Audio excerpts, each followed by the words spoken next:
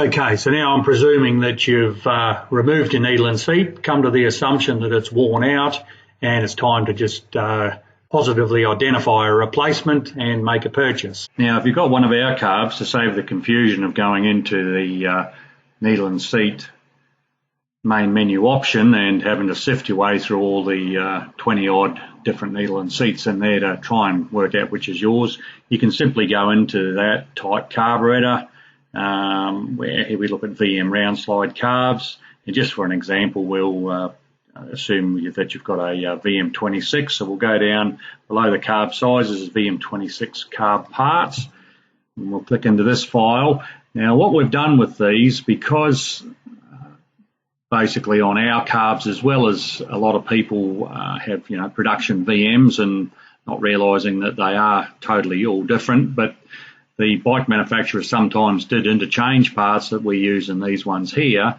And so what we've done is listed every part that associates to a VM26 right through to a 44 in the one file, so that when you're looking for something, you may look at a drain bung, for instance, and go, well, no, that's not mine on a VM26, but then you might find the one that's used in our VM38 might be the same as yours. So having them all in one place does make it easy to try and look for stuff.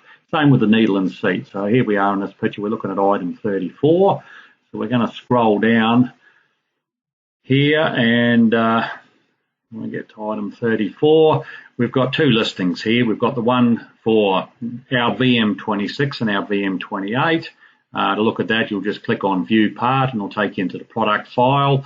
And then also, if you got in there and obviously look at it and goes, no, well, that's not the one in my carb, because some of these and the other carbs all have push-in types, or all different dimensions of thread and types. You may want to go and have a look at this other one here, this other option, which is VM30 through to 44, and have a look at that. And then obviously if you didn't make a match on either of those, then you would go back into the main menu, have a look at needle and seat assemblies, and see if you can spot it there. But we'll have a look at this one here, and we'll jump straight into this file and have a look at the one for the VM26 and VM28. Here we have the needle and seat assembly that suits our VM26 and 28mm carbs, and as mentioned previously, this may differ from assemblies found in some other versions of the same size carburetor. Now, before we talk about the critical dimensions for getting a proper match, I'll just mention the feed hole size, which is the little hole in the bottom here. When making a selection and buying one, you've got to actually either match the hole size that you've got now, which is what you'd normally be doing, or if not available, you just go to the slightly larger one. But you also do have the option, you can go down to like a 1mm diameter hole, which would be more for a fuel pump situation to avoid pop-off at idle, or right up to as big as possible where you were going to be using methanol. Now, with the seat itself, first match has obviously got to be the thread diameter. This one here is a 9, but they're generally a 9 or a 10, and there are some smaller sizes available also in the needle and seat assemblies page. But the other critical dimension you have is under the shoulder here, which is where it seats down into your carb body, the distance up to the top of the pin, which on this one here is 8mm. And what this does is determines that your float arm is going to be sitting back in exactly the same position as where it is now. So if you've got a match on those dimensions, on that 8 and the thread, you're pretty much in business. 7mm of thread underneath, that's pretty much irrelevant. It could be 6.5 or 7.5, 8mm of thread. It's not going to have any effect on the dimension 8. So that's really what you're looking for with the thread-in type. And the other type, we've got our push-in type. We'll go for that one here. We'll go down and click into the needle and seat assemblies, and I'll show you what you're looking for with these. At the top of the needle and seat assemblies page, you'll find some editorial, which you should be reading just to give you a bit more insight into the products available on this page. And listed in these pages are all the needle and seat assemblies available through Mikunioz.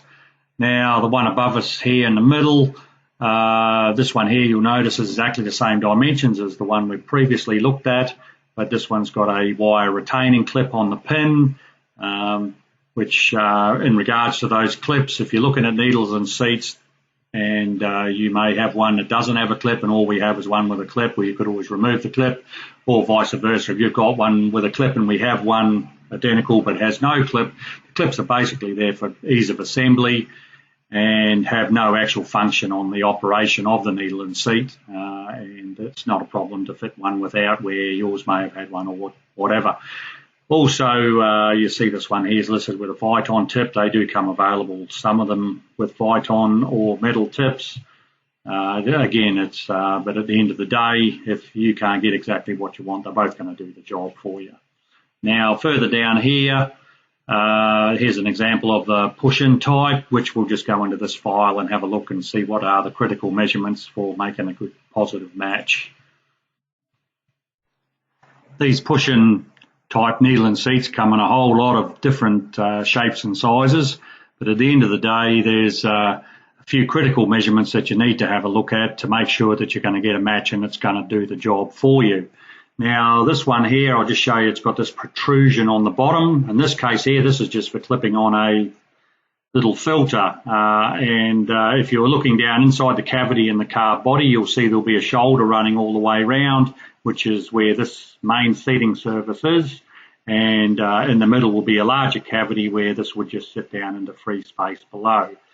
And like the other one, what you're looking at is the dimension from length from this shoulder up to the top of the pin. Now here, this 2.3, which is the bit that hangs down, is an irrelevant measurement. Now, as we've got the measurement here, which is a total length 20, you take the 2.3 off, which means your actual measurement you're looking at from that shoulder or on your seat would be 17.7 millimeters from the shoulder to the top of the pin.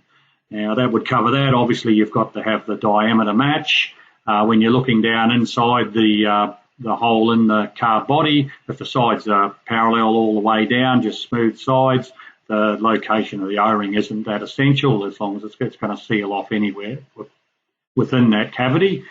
And then we come to the next dimension that's critical, is this one here, which is your second shoulder.